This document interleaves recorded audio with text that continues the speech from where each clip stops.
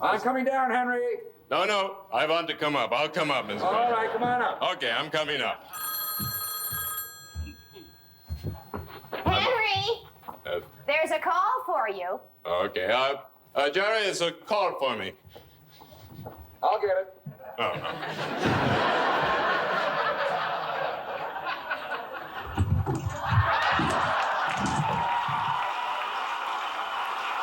Live from New York, it's Saturday night.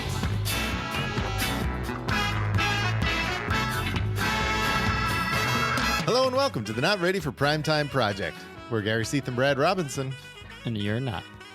This week on the early years of SNL, we're talking about Season 5, Episode 10, with host Chevy Chase and musical guests Marianne Faithfull and Tom Scott. This show originally aired on February 9th, 1980. Brad, Chevy's back. Chevy's back. I mean, and that's just kind of like the subheading to this show is that Chevy Chase is the host, because this show takes on a life of its own because of Chevy Chase. I was going to say, without Chevy, this show does not take off a life of its own. So you need Chevy to have the train wreck, which is this episode, which means we need the legendary Andy Hoglund himself to come talk with us about this. Guys, how are you? Yes. I was about to say, Chevy's back. Andy Hoglund's back. There it is. That's right. The legendary SNL in review. Yes, SNL in review. You could do a SNL in review subset just around Chevy Chase hosted SNL episodes.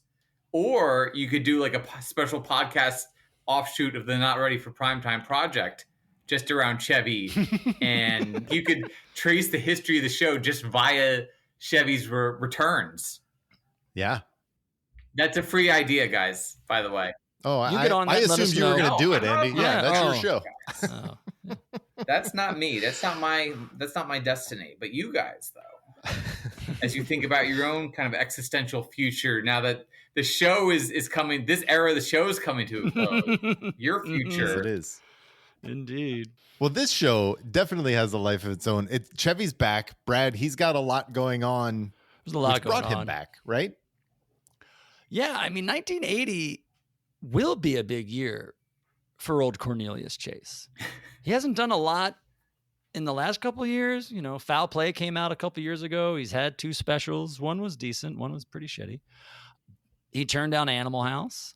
But this year coming up, he's got Caddyshack and Seems Like Old Times. Oh, Heavenly Dog. I was about to say, once you start working with Benji, you know your career's on an upswing. And more importantly, I mean, you guys are aware he released an album this year, right? 1980, the Chevy Chase LP. Well, he does Yeah. perform in this Does episode. perform. It's an amazing track. I hope you guys went and listened to it because it is amazing. I did not. Full disclosure. I decided after watching him perform here, I didn't need to listen to anything else. I feel this was supposed to be a big year for Chevy.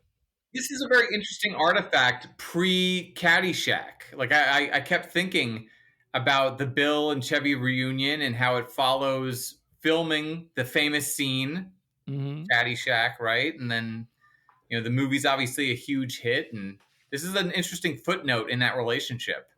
Well, and besides just how off the walls this episode becomes, it is an interesting just capsule of Chevy at this time, you know, post SNL, but not that much has gone on since then. So it's still a big deal to get him back in the building and see him.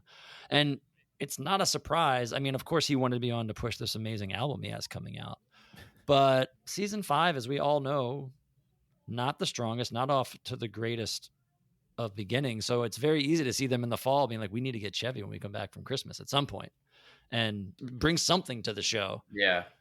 you know, like 4 8-balls or something. Yeah, yes, exactly. And I feel like it was interesting because now you're in 1980. It's February 1980. And it feels like, Chevy's bringing all this behavior from the 70s into the 80s. And it just all of a sudden doesn't work. There's a lot here that you're like, oh, there's a disconnect from what he thinks this is or wants it to be and what it actually shows up as on screen. This is the beginning of that. Like when you watch like him in like 1995 episode or something, some of the like it's really accentuated and exacerbated. But like I think this is where it starts, where you're like, okay, Yes. like you're still doing the same tricks and it's no longer hitting. Right. And he's covered in flop sweat, by the way. Let's just lead with that. He's also incapacitated for half this episode. Andy, every guest this season, we let them pick what episode they wanted to do. Except for you. We said, Andy, you have to come and do Chevy Chase with us and keep the theme of Trainwrecks alive. This is an important episode in the show's evolution, right? Yeah. As laughless as it is. Yeah. Quick poll. Did you guys laugh once during this episode? I think I did. I don't know that I did. Just because you love Arabic stereotypes? No, I think I laughed at the Chevy chewing food. I think maybe I don't know. Okay, all right, yeah, we can jump into that because maybe that was a highlight. Yes. Yeah, or Bill obviously just fucking with Chevy. I think I laughed at that. Fair enough. Repeatedly. Yeah, I think that was probably the highlight. But well, should we just get into this train wreck? Yeah, buckle up. Let's do it. All right. So the cold open starts at Rancho Hauso, and we see Jane playing Betty Ford and Al Franken once again as Henry Kissinger. And they're at the home of Jerry Ford, obviously. So Kissinger comes over because he wants Jerry Ford to run for president because, what does he say? Reagan's too old? I don't know. I was too perplexed because I'm pretty sure they were on the Bel Arab set. And then, of course, later in the episode, it's confirmed. Yep, that's the set they used 3 weeks ago for Bel Arabs. Right. It's the same set. Yeah. Definitely is. But yes, Gary, to your point, they do make a crack about Reagan's age. I believe he's maybe 68 at this point. So maybe, yeah, something like that, which is a quaint observation given our current moment. Yes, it is. And so Betty Ford tells Kissinger that Jerry Ford is upstairs. And so immediately you're like, oh, okay, we know what we're in for with Chevy. He's upstairs cleaning the cellar. Right. And then it's a whole back and forth of Al saying, no, I'll come up, and going up the stairs as opposed to having Chevy come down the stairs. And it's this whole back and forth until eventually Chevy does a fall down the entire staircase, which wasn't bad. It was a pretty good fall. It is a good fall. We should say, too, when Chevy does finally come out at the top of the staircase, huge applause. Oh, like yeah. applause break applause. Like they actually stopped the sketch for a minute because it's so loud and the crowd is going so nuts. Yeah. You can see Chevy kind of take it in. I mean, you got to think like we're 3 or 4 years removed from when it first blew up as one of the show's initial like breakout moments. But he didn't get this reaction the first time he came back to host. Oh, this is right? This is a much bigger reception. Interesting. I think everyone's like, thank God Chevy's here. Maybe. I think part of it too is because he's on top of the stairs and you know what is coming. They're teasing that out. Yeah. Yeah. And they do a very good job of teasing it out and just kind of like drag it. I mean, they do drag it out a little too long, but it is a little. It was nice that they didn't do it right away where he just steps out and then falls down the steps. I mean, Franken's Kissinger is good. It's kind of a cool way to utilize early Al Franken. I agree. Jane was good, of course. Of course, Jane was good. And I think Franken was good, too. He kind of held his own here as Kissinger with Chevy, which I thought was interesting to see him as the first person other than Jane to interact with Chevy on camera. Yeah, as someone who's not, reliving these episodes as closely as you guys are, like it took me a moment to be like, oh, wow, that's Al Franken, a future U.S. Senator impersonating a former Secretary of State. Like it's noteworthy. Yeah, we've seen him do it once before too, so it wasn't a total shock. And like you said, Brad, this was a solid way to open the show, I think, with Chevy. You give everyone what they want. He gets his ovation. The crowd gets to watch him fall. Yeah. It doesn't start bad. I mean, like it's not a brilliant or iconic or classic cold open, but it's not terrible. Serves his point. Right. Yeah. Give the people a recurring character. Mm-hmm. It's serviceable. Well, from there, we get a new open to the show. Whole new credit sequence. Whole new sequence. Where was this last week? You're off for the hiatus. You're 1980, and you wait till your second episode to put a new title sequence in? I feel like you would have. That's a good question. And like at some point, the writing was on the wall that this was the end, right? So it's like, why now create a new montage? Like I'm very curious about the backstory there. Well, I get the why now. 1980s, it's new. It's the 80s. Here we go. Where was it last week? That's a good point. I don't know. That is strange. That's my only question. Maybe they were saving it. Maybe they were saving it for the day when Harry Shearer finally became a full-fledged cast member. Maybe. That makes sense. Now it makes sense. Yeah. Yeah, it's interesting that now he's put in the cast halfway through the season.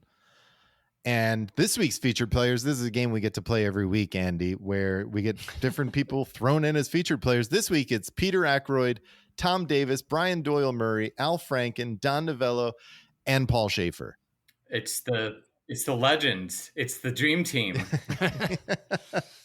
That is interesting, because I think this is the only time in the show's history that it's like choose your own adventure when it comes to the featured players. Like they're clearly like figuring it out still, obviously, Oh, totally. So then Chevy comes out for the monologue. He's already on stage. Doesn't need the door. No, can't be bothered to walk down the stairs, which maybe he didn't walk up the stairs because he was so out of breath. He was Well, what happened? It was kind of, that took me back and kind of made me concerned how out of breath he was, because all he did was. Well, we know why he was out of breath. That last line was probably pretty big. Yeah. And then, let's be clear, this is the same vest that he's wearing at the Good Nights, right? You know, a guy from a white guy in 1980 wearing a vest like that is doing some cocaine. T-shirt and a vest, baby. What more do you need? That's right. I think it's what he wears when he performs too later, right? When he sings. That's his performance outfit. Yeah. That's his comfort outfit. Exactly. It's got a lot of little pockets in different places that we can't see. He's like, this is what I wear. This is my Coke vest. What? Oh, man. So he comes out and he starts talking about regrets that he has, that people ask him about leaving the show. He tries to start talking. Well, that's a good point. He stumbles through some things that he's trying to say. And then he brings up the riff with Bill that he had last time he hosted, which I was surprised. Like it was one of those inside baseball things that I was like, who knows about this? Why are we talking about this? But I guess pre-internet, like information traveled fast, like it's fascinating. People knew about this, I guess, like it was part of the lore. I don't know. I was surprised too that people would know about it so quickly. It seems like one of those things that was not out in the open, but I don't know. I think we've talked about, in the past, Brad, that this is a really interesting reunion between Bill and Chevy because they film their famous scene between Ty Webb and Carl in, I think, November, right? So it's during season 5 at some point, I believe. And this is 3 months later. Mm-hmm. So just kind of interesting the trajectory of their relationship and how they've had this falling out and then obviously done a movie together, and now here they are, and Bill is not afraid to kind of upstage a vulnerable weakened Chevy on live TV. Yeah. So Chevy calls Bill up on stage to show everyone that they're friends, and they sing a few songs together. And amazing, man, it was amazing in what way? Well, it's amazing one that Chevy's going to sing when he's actually having trouble speaking. But, I don't know. Like Bill comes up and he's wearing this outfit and you're like, what the hell is going on? Which we'll learn is for the dress for the next sketch. And they just stumble through three tunes, 2, 3, 4 tunes. It's not fun. And it is rough. Like you said, Andy, Bill's not afraid to, hit a guy while he's down. And he definitely takes some shots at Chevy here. Just some glances and stuff and side eyes. And it's weird. It's not funny. Let's just note that for a moment. Nothing about this is particularly comical, in my opinion. No, Chevy's completely messed up, and Bill just looks like he's literally playing with him, just having fun with him. I mean, I have a theory on this. Please. Go on.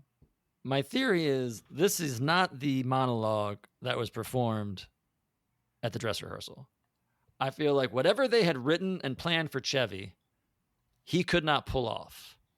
And it's Chevy Chase. It's not like it's Terry Garr, where if you have a crappy monologue, you just give them no time and rush them off the stage. Chevy Chase has to do something for a monologue back on SNL. Right. And I think, I'm sure it's Lorne. The idea is, how do we save this? Send Bill Murray on stage. Because Bill could sing and ad-lib and improv with the best of them. And I have a feeling they had nothing to do. They had no faith in Chevy. And at 10:45 p.m., Bill Murray and Paul Schaefer get in a room with Chevy Chase and make this whole thing up. Why else would Bill dressed in his outfit for the next sketch? And they say 5 to 7 times that this is unrehearsed. And I think it's true. But why then have Chevy open the show with the Gerald Ford's thing. I mean, if he's that messed up that you're going to change your monologue, why not change other parts of the show? Chevy didn't have a lot of heavy lifting in the cold open. It wasn't that hard Right. for him. Yeah, So, it's just what he does. He falls, right? he Yeah. had a line here, a line there, get thrown down the It's stairs. really Franken, right? Like Yeah, he's doing most that's of true. it. You're right. Bad monologue. It's not good at all. No. Literally, they shame. both run off the stage. Bill's like, I got to go rehearse for my next sketch. That actually leads into maybe one of the highlights of the show, right? I think it's good. Yeah, so we get a commercial for Pre-Chew Charlie's. Live commercial. Yes, a live commercial. Bill plays Pre-Chew Charlie, and Chevy plays a waiter, and the whole gist of this restaurant is that they chew your steak for you. You guys like this better than I do.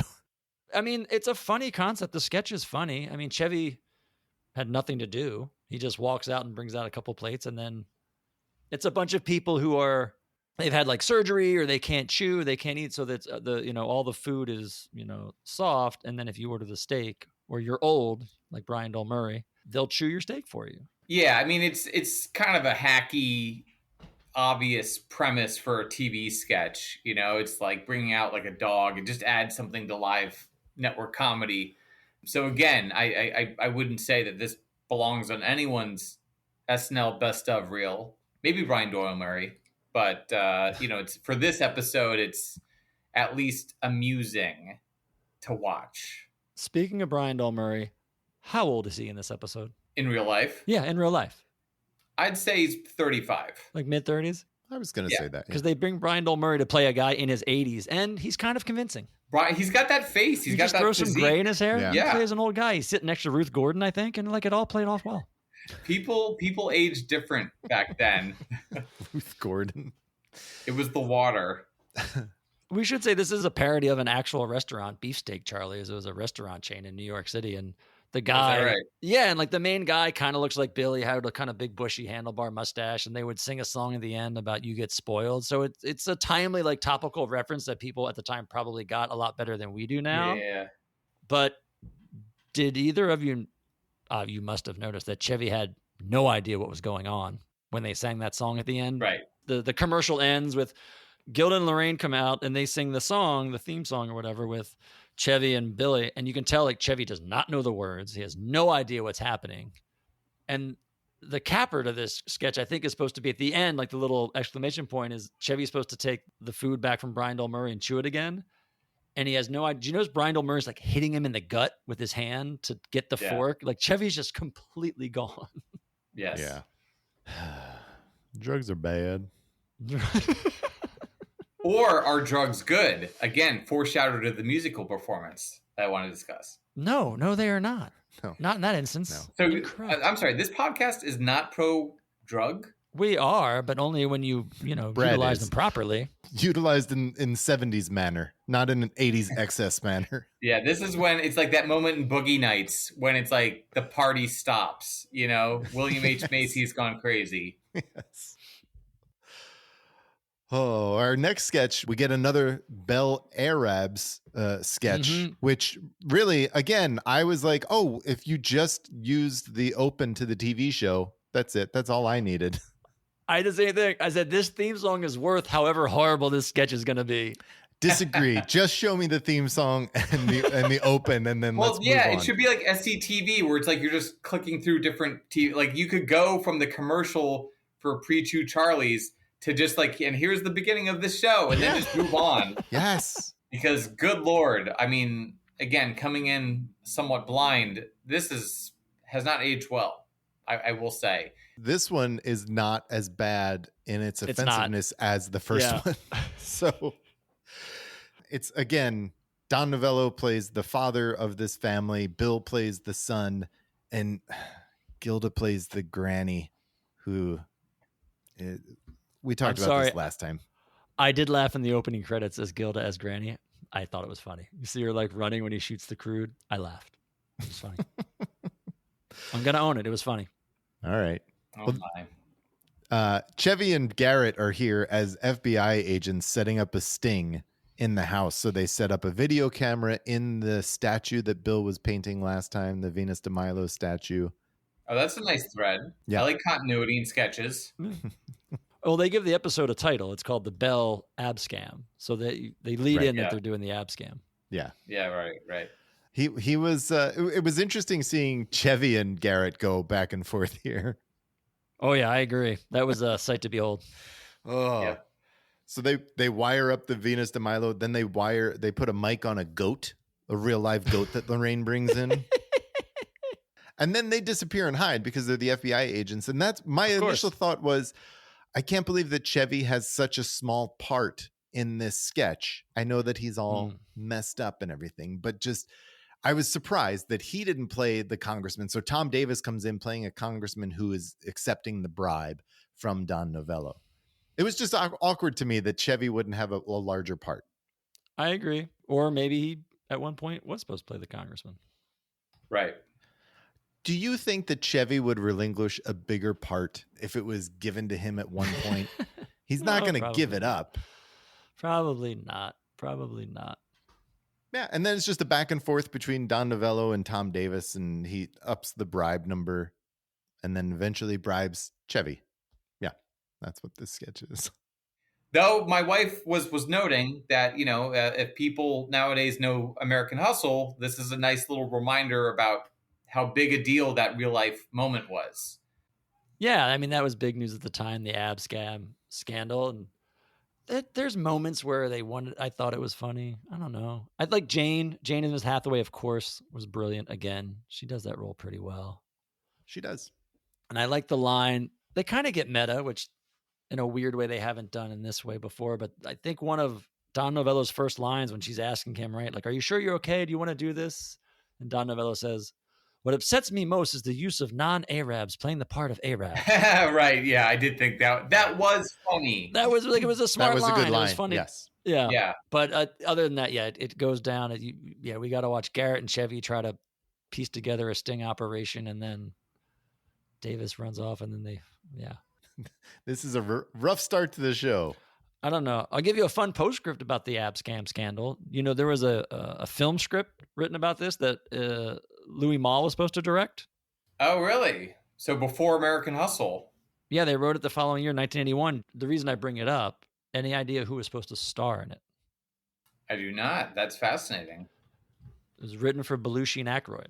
This is one of the big projects that they were trying to put together for John Belushi before he died.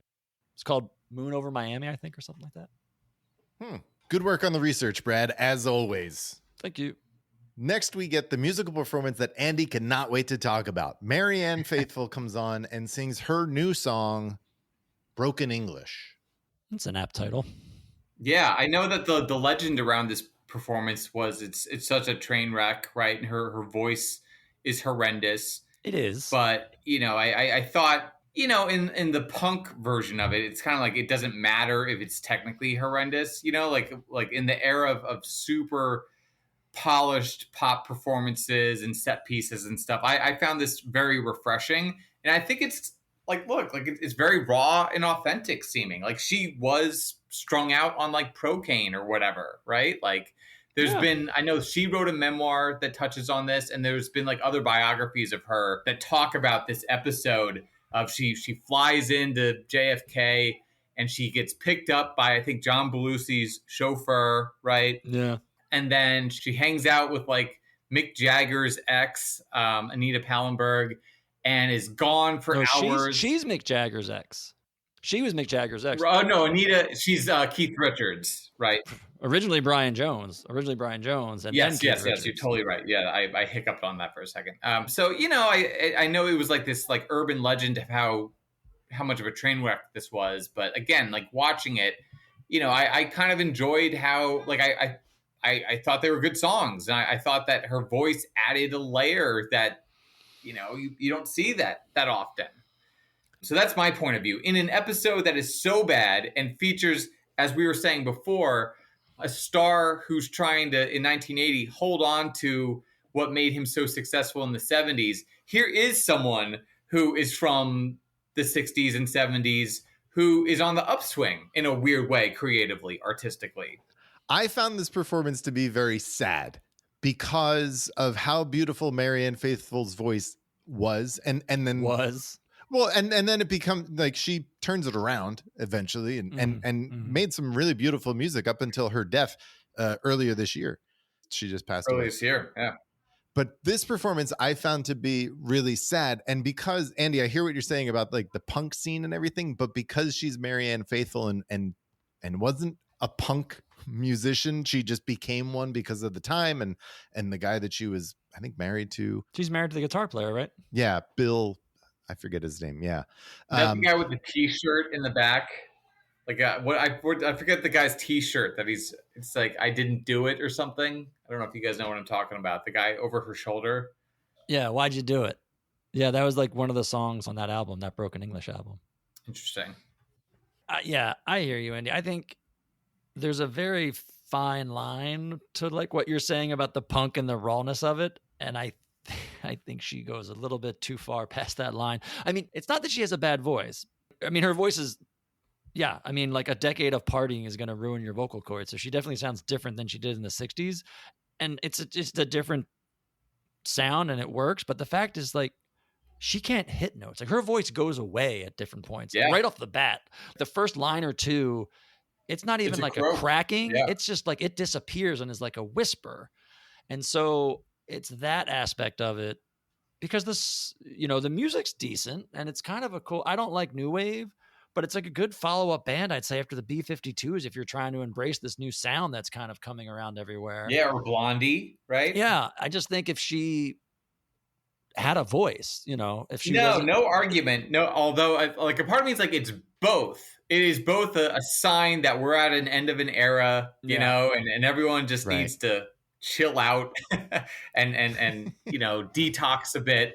But I also think that you can kind of appreciate it because it's not like a performance. It's real. Like that's actually her. You know what I mean? I agree. It's real. And to Gary's point, it's because of that. It's sad.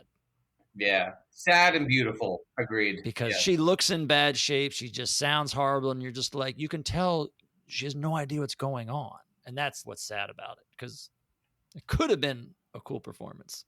I can see why you would like it or want to like it. And I'm just saying, I like it also in kind of the prism of this episode, which is not entertaining. And Chevy, also dealing with drugs, is unlikable and not interesting. Right. And she, I would create a little daylight there. That's all. No, that's a good point, Andy. There is a difference between Chevy strung out and what Marianne Faithfull's dealing with here. Although I think she's dealing with being so messed up because didn't she write the Procaine was given to her by one of her backup singers because the backup singer hated her? And so like Procaine is this anesthesia that you'd get. So her brain was like frozen. Yeah. Like her brain was frozen. It's like a self-inflicted wound. It's so bizarre. This whole story of her on this episode is just so bizarre on so many levels. Yeah. That takes us into Weekend Update. We got a lot here. There are a lot of jokes in this Weekend Update from Jane and Bill. Well, there's got to be. There's no desk pieces. Yeah, that's what I found interesting. Yeah, I was waiting for one. Yeah. Well, the desk pieces we get are from Bill, who does a commentary. That's true. He does do two things. He does that in the song, so he does do two bits, Yeah. But Jane rattles through a lot of jokes. Some that hit, some that didn't, like any other, Weekend Update. But I actually was impressed at kind of the rhythm of the jokes and how it just, they kept going and then she handed it off to Bill. And I liked that. Like it felt like the first time this season that they actually got into a rhythm. And I think, Brad, it was because they didn't have desk pieces. It's just interesting that it's like you have Chevy Chase back. You don't bring him on Update.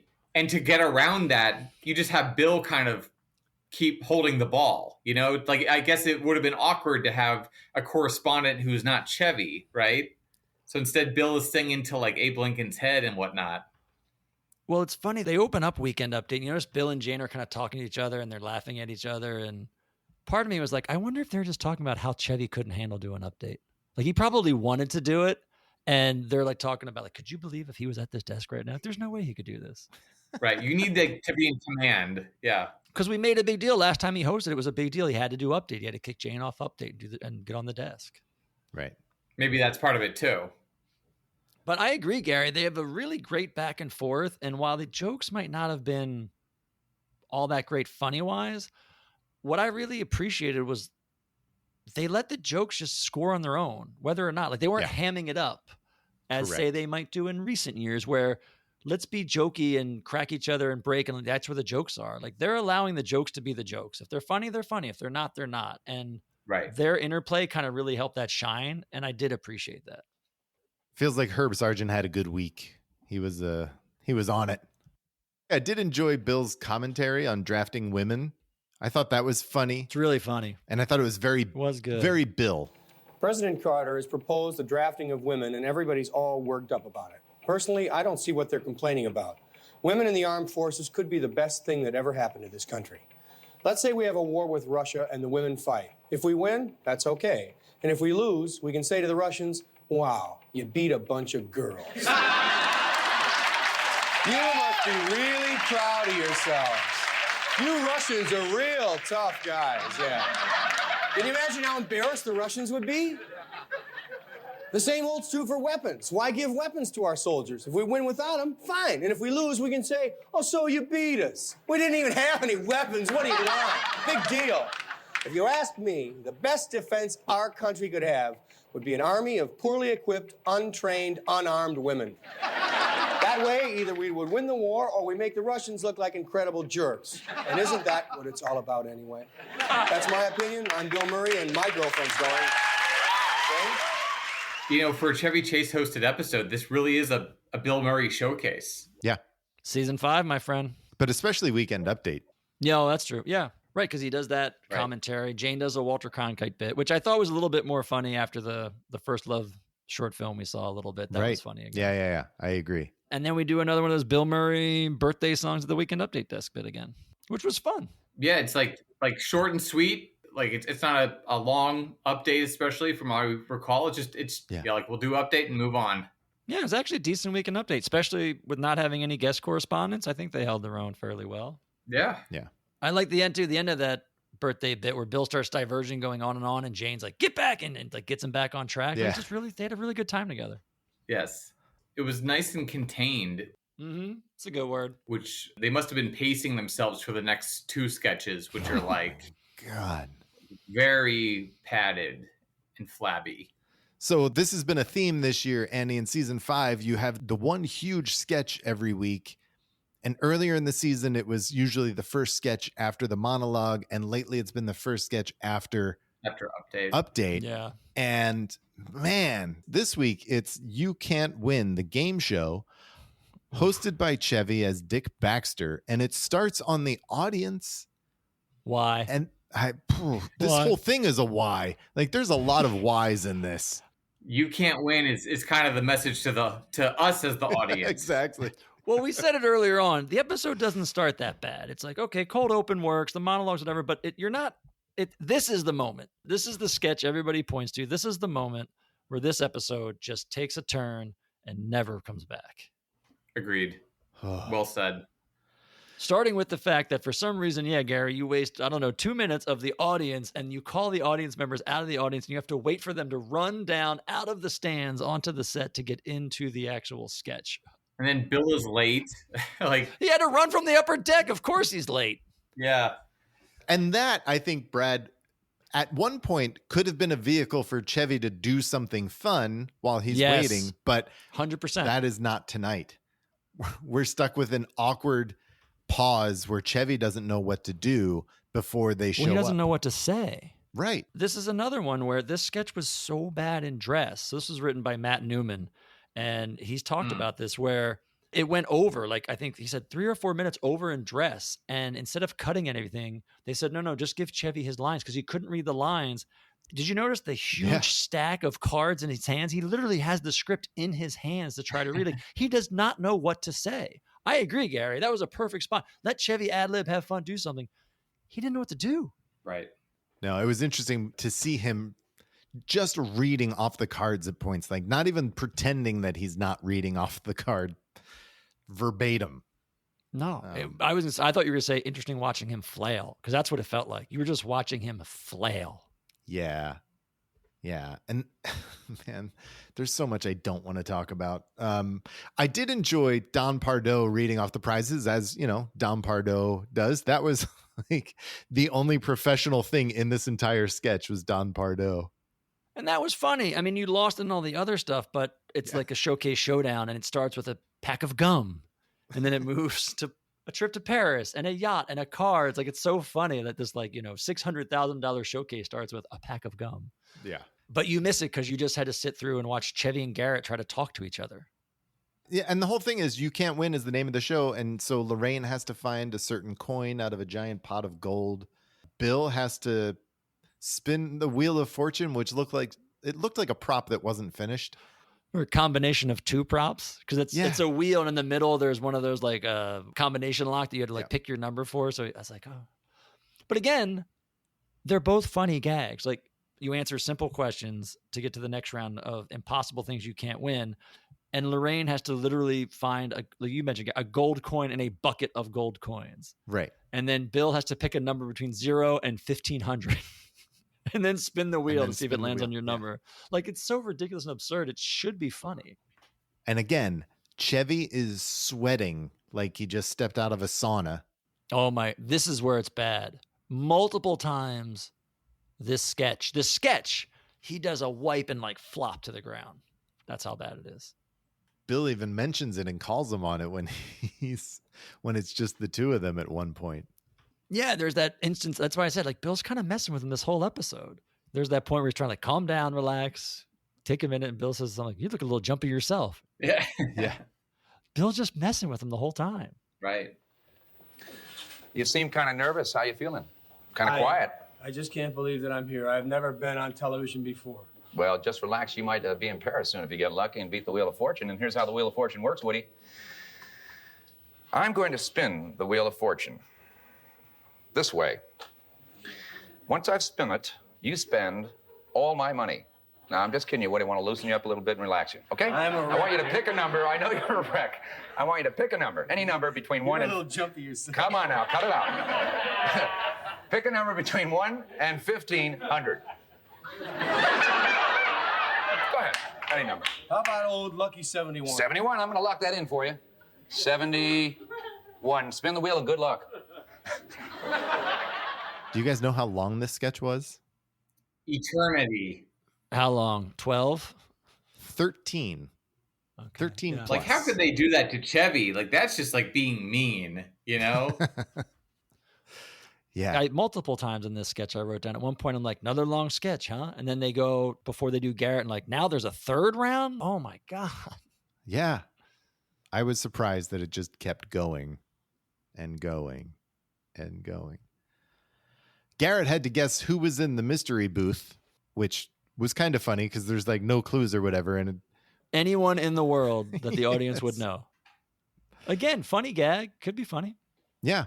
And it was Bert Convy. Did you know who Bert Convy was? I recognized him, but I still couldn't tell you what he did.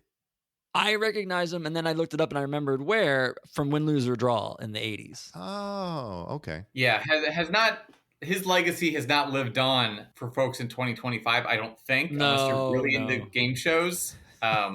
But at the time, he was one of those guys. Like, he was an actor, was on all those game shows, like those panel game shows and stuff. And then he started hosting around this time. He started hosting games. Right, like this is a technically funny cameo Right. that he would appear in this sketch.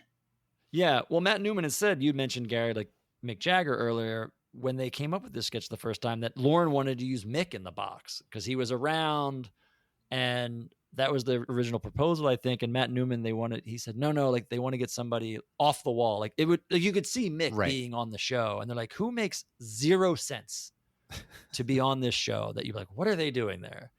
And I think at one point they offered up, I think Florence Henderson was mentioned, and they ended up with Bert Convy. Good for Bert. There's another great story. Matt was on Ian's podcast. Ian Talks Comedy. He talks about at dress, Chevy was so out of control and messing with Bert Convy and touching him and doing whatever. Like, Bert Convy almost walked off the show after dress rehearsal. He had to be talked into staying and being on the show as the guest because Chevy was just so out there. Well, Chevy, then they bring Bert Convy out here, and then Chevy looks off camera. He's like, will you take Bert off stage? Like, it was an awkward, the whole thing was weird. You know what? I feel like that window of time after the Bel Arab sketch up until now, where Chevy had nothing to do other than watch Marianne Faithfull and watch Weekend Update, he just got more and more messed up. Right. But your point, Gary, here's that messed up at dress rehearsal. It would have worn off by now. He just kept going all night. And he gets sweatier as the episode continues. Yeah, like Bel Arabs, he's not that bad in Bel Arabs. He doesn't have anything much to do, but he's kind of coherent and makes sense. But at this point, he is just a completely different individual. Burt Convoy comes out. He, again, wipes his head with sweat and then puts the hand out to shake Burt's hand. It's like, that must have been great. Yeah, and then you say, he doesn't know what to do with Burt after he's off the set. He's like, well, what do I do? How do I get out? How do we close this set? I know. Chevy cannot win right now. Also, I think Burt is like a former athlete. Like, I forget if he played like baseball or... I think he did. But you can only imagine like a former athlete, kind of like a man's man a little bit, or however you want to describe it, dealing with this like coked out former drummer clown. Like, he must have just been like, what a jerk off. Like, I love that description of Chevy Chase. Former drummer clown. That's a good one. That's good. It's right. It's accurate. Oh, yeah. No. 100%. Well, if you like sweat, stick around for the next sketch. I know. Oh, my gosh. The black and white. Jeez. Watch it in HD, folks. It's on Channel D. It's called Speaking of Fashion and Other Things. Harry Shearer plays Mr. Blackwell. You guys remember Mr. Blackwell? Yes. He comes back half a decade later, or I guess later in the decade. Yeah, it's the only time we see him in season 5, but he comes back a bunch in season 10. And he has Chevy on as himself. So Chevy's playing Chevy Chase. And, oh, man. Role of a lifetime, am I right? It's his favorite role to play. Barely playing Chevy Chase. And he comes out, like you said, Andy, it's incredibly sweaty still. It's kind of amazing. To talk about his fashion line that he developed while he's sitting on movie sets. Man, this is kind of a wreck. I really felt bad for Harry Shearer. I did too. I completely agree with you because it's his only thing on the night. And Harry is a pro and he's stuck trying to keep this train wreck together when Chevy can't put sentences together, sweating like oh God, it's so bad. And it's like the sketch exists beyond the fact that this is a character that clearly Harry Shearer loves. It exists to let Chevy kind of wax about, I'm a movie star now. Well, I'm sorry. This is before Vacation. This is before Caddyshack blows up. Yes, you left to make movies, but like, you're not quite there, sir, to do this kind of flex, in my opinion, Mm-hmm. But yeah, just seeing the beads of sweat and then contrasted to, like you said, Brad, like the consummate pro Harry Shearer. He's been doing this his whole life, literally worked with Abbott and Costello. Yeah. And here he is again with this kind of sweaty jerk off, like this, he's he's such a fool. And this is a really tough sketch, I think, to pull off, that you need somebody who has their wits about them, because the crutch of this sketch is it's a cable access TV show, right? So they make jokes about they have to share one camera. They have 2 different mics. Harry Shearer has a handheld mic and Chevy's got a lav mic. So the whole idea is like there's all these weird camera moves and the camera's never where it needs to be when it should be. And like that's kind of where the joke of this sketch is. And there's the part where Chevy fumbles. He reaches for his coat and knocks his lav mic off, and they spend like 2 minutes trying to put it back on. And I legitimately thought that was not real. Like that wasn't part of the sketch. Like Chevy was that fucked up. Well, when you were describing the opening monologue, I'm like, this is just like a recurring thing where Chevy does something and you're like, wait, is this real? Or is he like, what's going on? It seems like it's real for this, I think. Because of Harry Shearer. Like Harry does a great job of trying to put it back on and putting his mic and hold this. Like Harry does everything he can to try to keep this together. Right. And Chevy just can't do it. He can't speak. He can't hold props. He can't do anything. And then they're going to bring out models. Yeah. They bring out models to show off Chevy's fashion that he designed. And there was a point where Harry Shearer, they bring out the first model, and then Harry Shearer starts to say, all right, well, we're not going to get to the others. And he looks off camera and he's like, oh, we are going to see the other models. And then they bring out the last 2, I guess. Yeah. Is this Peter Aykroyd who comes out, or is that like I was wondering if that was Mitchell Lawrence. It was the both of them. I believe it's both you're correct. of them. Is it really? Yeah. Oh, I missed that. Okay. Yeah. Peter's the main one. They bring one out and actually Right. talk about it. That was Peter Ackroyd. Yeah, but you see not Matthew Lawrence, but his twin brother. Am I wrong? Yeah, I think it's Mitchell and Nils Nichols are the other two guys they bring out. Correct. I think another part of this sketch that didn't go over was that it was black and white. Because they're supposed to be showing you all these fashions and the California flair or whatever. And there's a line where Harry says something about being black and white and Chevy didn't know. He goes, oh, we're not color. It's not color. And I think that was really supposed to kind of be the summation of this sketch, but it's lost because you're trying to figure out what in the hell is going on with Chevy. Yeah. Right. Yeah. Yeah, I really did feel bad for Harry Shearer because especially through that whole microphone thing, like he's trying to keep things together and keep this ship upright. And it's just, he can't do it with his scene partner. Oblivious to the chaos he's causing. Yeah. Well, then we get Marianne Faithfull back. She sings another new song, Guilt. I mean, I don't have anything to really comment on this beyond I found it even more kind of raw and poignant, like we talked about the other one. I like this one better, to be honest. I think, Yeah, I do too. I agree. as I said, drugs wear off. So it's another 20 minutes later. I think maybe she's got her nerves a bit settled. You know, she's probably freaked out doing all this on live television in the state that she was in. It's a better song for her. I feel like her voice didn't crack as much. So she was able to I'm with you. play the song a bit better. So yeah, I actually like this one better. Yeah.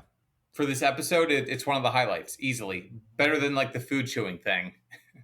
Yes, I agree with you. I think this was probably one of the highlights. Our Schiller's Reel this week is Hollywood's forgotten director, Lyndon Palmer. So this is another black and white film that Schiller does with this guy. The guy's actual name was Lyndon Palmer. He was not actually a director. And they just talk about, it's like a retrospective of this fake career where he talks about being one of the first people to shoot with Marilyn Monroe, and he shot with Charlie Chaplin. And they're showing you all of this footage of actors who are clearly not Marilyn Monroe or Charlie Chaplin. I thought it was a smart piece. It was a fun Schiller piece. It wasn't as funny as I think it maybe could have been, but I enjoyed it. I mildly chuckled, as did I think some members of the audience, when they had the bit about Annette Funicello, but he got fired from the Disney movie because he didn't want to work with animals. Like there's like a slight, like very small wave of laughter emitted. Yeah, I mean, it's kind of like like a Zelig type thing. Like it was fine. I didn't, It's not classic Schiller, obviously, but. Yeah, same thing. There's not much to this one. Not one of my favorites, but it's not bad. It's not bad. Kind of is what it is. Yeah. And you said Lyndon Palmer, Gary, is like a real guy. Like, I think my research tells me they just picked this guy up off the street. Yeah. Started asking him questions. So Streeter writes about this in his book. Schiller had the idea. He knew what he wanted to do to like do this retrospective of a forgotten director. And so they just went out to shoot some B-roll, and he saw this guy and he was like, hey, will you read a few of these lines for me? And it turned out the guy's name was actually Lyndon Palmer. And he's like, that's a beautiful old director name. I'm going to keep that. And this was just some random guy that he found. I thought the guy was pretty good for being just a guy in a park that he found. That worked. Well, I honestly, I would have been happy if the show ended here. But it doesn't. We keep going. The next sketch, maybe you guys can explain it to me. So Jane is clearly on vacation with Bill, her husband, and she's recording into a tape recorder a letter to her mother rather than writing it. She was recording it onto tape. And they're in some exotic location, I guess. And she's talking about everything they've done on their vacation. And Harry, this is the other thing we see Harry Shearer, he plays a butler. So he's like coming and going and bringing them the drinks and everything. And then we just cut to Lorraine playing her mother, listening to the tape at some point. Mm-hmm. And then Jane's still talking and we hear like an arrow, and Bill gets shot, and then Harry gets shot, and then Jane gets shot. And Lorraine's listening to this the whole time, apparently, somehow. And then she gets shot. Did I miss something or a lot of things? Hopefully? Avant-garde theater? Is this like avant-garde theater guys, or are they totally, what are we missing here? I don't know. I wish I knew. Great camera work. Oh, the camera works really cool. A nice shot from above, and it's kind of cool. I thought you would have liked the audio stuff of it, Gary, because as you mentioned, Jane is reciting this letter into a tape, and you hear her regular, and then when they cut to the other set, because it's all live, you hear Lorraine is listening to it, and they do something with Jane's voice, so it sounds like it's coming over the tape recorder, or tape player, and then when they cut back to Jane, she's back in her normal voice, so that was kind of cool. But I feel like the point of this was to try to lull you to sleep. Because she's just going on and on, Jane is, about mundane stuff, about we played tennis and he won this round, then I won that round, and then we ate this and we're drinking a lot. And she's just kind of going on so that you're kind of numb when the blow darts start coming. And Bill just falls over and she misses it. And then, because Harry comes in and brings another drink and he gets hit. And then, of course, it's me with all of like the logic of it all. You cut back, and as you said, Lorraine is listening, and she hears Jane get hit by the dart. And my first thought is, how did she get the tape? Well, maybe Akira Yoshimura brought it to her because then he shoots her with a blow dart. Because then he shoots her, yeah. That's, of course, where I get stuck on is how did the tape even get there if Jane's killed? But I don't know. No, I'm with you, Gary. I have no idea what the hell this was. Yeah, okay. I honestly thought that I missed something. No, it would have been a great 10-1 and the night sketch. One of those weird ones. Lorraine's in it. Of course it belongs 10-1. Maybe it was a purposeful primer for Chevy singing. I don't know. That's where I thought you were going with it, Brad. We still have one more bit after this. We get the musician Chevy Chase comes out and sings with Tom Scott, 16 Tons. Tom Triple Scale Scott. Indeed. I was looking up his credits, and he at some point works with future cast member Maya Rudolph's mother on some of her albums. Oh yeah. So that's a bit of an interesting bit of trivia here. Just, you have an SNL musical guest who works with the future cast member's mom. Well, he's in the Blues Brothers too, Well, yes, yeah. Obviously Blues Brothers, but yes, just wanted to share that too. But he helped produce the Chevy Chase album we talked about that's coming out, and he co-wrote, I think, 3 songs with him. It's mostly cover songs. It's bad. There's like bad covers, or I guess they're parody songs of like Short People, We Shot the Sheriff. He sings Let It Be like a chipmunk, like the Chipmunks. It's really bizarre. But I mean, that's your reason why Tom Scott's here, is he, produced and put Chevy's album out. Maybe this was the trade-off to keep him away from Weekend Update, was, all right, well, we got to let you be focused for your song. Maybe. You know what, though? This is not a good song at all, but I think this is Chevy's best work of the night. It seems to be where his heart is. He seems dialed in. It's his best performance of the night, I would say. Maybe. I'm not big on the falls, but I thought his fall was pretty good this week. That's where I would say his strongest performance was. But he didn't come back for the falls, Gary. He didn't come back just for the Brad fall, right? Like, he came back because he's like, I got to sing. I do it twice this episode, guys. That's right. You mentioned Gary came back out with the shirt and vest again. Did either of you notice the button on his vest? I noticed that there was a button, but I didn't notice what it was. So he's wearing this button. It said John Belushi, 1949 to 1941. Whoa. And these are buttons that Michael O'Donoghue made up after 1941 failed. And it's just like, Chevy just had to be a dick and had to wear it. I mean, isn't O'Donoghue the dick for making the buttons? Yeah, but he didn't put it on live television. Gary, leave him alone. It's Chevy Chase's fault. Yes. Sorry. How dare I? Dennis, I apologize. But I had heard tale of those buttons and I'd never seen it. And I'm watching and I was like, is that John Belushi? Yeah. Well, that's it. That's our show. He comes out for goodnights. He God. thanks the goat. He thanks. I have the same note. He thanks the goat. Marianne Faithfull. That's the kind of show it is. Yeah. And your end notes are he thanks the goat. That says it all. He thanks Tom Scott. He does not thank Bert Convy, who's standing right next to him. And then you see later he sees Bert Convy and he realizes it and he starts pointing at him. But that's it. That was the show. Those were good nights. I'm glad that I never have to watch that episode again. It is a horrible show. You can tell that this era, though, it's the toilet bowl, the water is spinning, like everyone's exhausted. Like this really typifies it. Like we have all these random featured players, former writers there. Like Chevy's back, but he's so out of it. He's so out of it. Like I feel like this is the episode they're like, let's call it. Like we're done here. Yeah.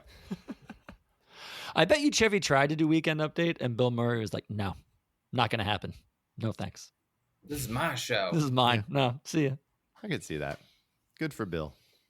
Andy, you've done a bunch of these train wrecks now. Where does this land in the original era train wrecks? Where is this on your list? Well, I mean, like this is like, like we've talked about a few. I mean, Jodie Foster's not really fair to bring up, right? Right. I would disqualify that. Yeah. I mean, Louise Lasser is, not as bad as they say, just a little bit of a misfire. It's at least interesting. Mm-hmm. Like what else? Charles Grodin. That's a brilliant one. Grodin's a great episode. Yeah. Like that's one of the best episodes. Yeah. Yes. So again, it's like a little unfair to compare, right? This one, it really is like I said earlier, it's Boogie Nights, New Year's Eve, 1979. Like the clock strikes midnight, and it's like, guys, guess what? We're all going to videotape. Like that's kind of where we're at here for this show. Like everyone is just tired. Yeah. So that is to say, each one of the episodes that I've done on your guys' show has a special flavor. You can't pick children. You know what I mean? I just feel like all of the others that we've talked to you about, Andy, had some redeemable quality that after the episode and after talking through it with you guys, I felt like, oh, yeah, that wasn't nearly as bad as one would assume or that you hear of. Yeah, this is a bad episode where pro-cane Marianne Faithfull is the highlight, Right. Croaking voice is the one redeeming quality. Yeah. Like this person needs rehab immediately. As does the host. Both of them. Yeah. And probably some of the cast members, like Garrett. Yeah. My man Garrett. Relax, buddy. Yeah. It's just a shame. It does not have that redeemable quality that the other quote unquote train wrecks from the era do, I think. Right. I think in the scope of train wrecks, if you're going to use the term train, this is probably the biggest train wreck. As you mentioned, the other things had redeemable things. This is just start to finish, almost just balls to the walls disaster. Yeah, everyone decides to quit like weeks after this, if not sooner. Yeah, maybe moments after. It's like 1:04 a.m. They're like, I think I'm done. Emotional history of the show. It's like right after the good nights, Yeah. Yeah. The only one happy here is Harry Shearer because he's now a full cast member. Yes. I doubt even that made him happy. I know. No, well, nothing makes Harry happy. Exactly. Right? No. He wanted to leave immediately too. Well, Andy, what are your best bits? Oh my, well, Marianne Faithfull, I think easily. Do I have to pick a third, or can You I don't just have pick her? no. You don't have to pick fine. any. You don't. Yeah, I mean maybe Brian Doyle Murray as the old man. Slapping Chevy in the gut. Yeah, like punching Chevy. Yeah. All right, Brad, what are your best bits? Gary, I'm going to do it. Not since the Dick Cavett fiasco of season 1. Nothing. I feel like you've said that before. Isn't But I've this picked, the but third time? I've come around on other episodes. I've Okay. come around. But no. Just say Chevy's vest. Nothing. Nothing. Not even the button? Nothing. I got something. I'm going to say I think this is the strongest Weekend Update because it's just Jane and Bill, and therefore I'm going to say that was my best bit. Okay. Brad's shaking his head in disbelief. Just Nothing. no. That's fine. Fair enough. It deserves it. It deserves your disdain, Brad. Yeah, it really does. Andy, thank you so much for doing this again. As always, yes, thank you. Andy, tell everybody where they can find you, what you're writing, what are you working on, what's going on? Guys, you can, as always, find me at SNL Review on Twitter, on X. I just published a piece in Late Nighter about the brief kind of overview of horror hosts, lo-fi late night TV horror hosts. In particular, I spoke to Count Gore Duvall, who was the host in the 70s and 80s in DC. It started in 1973, so he was number one in the market Saturday nights until SNL came, and he actually beat SNL for the first couple months. And I think he briefly competed against them in the early 80s when the show started to hit a lull. But anyway, I encourage folks to check out that piece because I'm proud that we got that. Otherwise, I do the recaps at Entertainment Weekly for the current show. Mm-hmm. Awesome. Always good to talk to you, Andy. Thank you so much. Always. Yeah. Yes, Thanks, I buddy. hope this is not goodbye forever, fellas. I hope that there is a future for the Not Ready for Primetime project in some form. Yeah. Like Jefferson Starship. Just give yourself a new... Wow. Okay. You're not That's where ready you're for going to Primetime go? Starship. Oh, Jesus. I thought there was like a nice compliment there till that part. Okay. Hey, that was the number one song when I was born. We built this city. Oh, there you go. Another fun fact. Next week on the early years of SNL, we're talking about season 5, episode 11, with host Elliot Gould and musical guest Gary Newman. I'm excited about this one. Yeah. Until then, good night and have a pleasant tomorrow. Good night and have a pleasant tomorrow. Thanks for listening to the Not Ready for Primetime Project. Look for us on social media everywhere at NR4PT Project. And please drop us a line to let us know what you think of the shows, and frankly, because we're kind of lonely, at nr4ptproject@gmail.com. The Not Ready for Primetime Project team includes Brad Robinson and Gary Seith. Please remember to rate and review wherever you watch and or listen to the show. Thanks for listening. Good night, and have a pleasant tomorrow.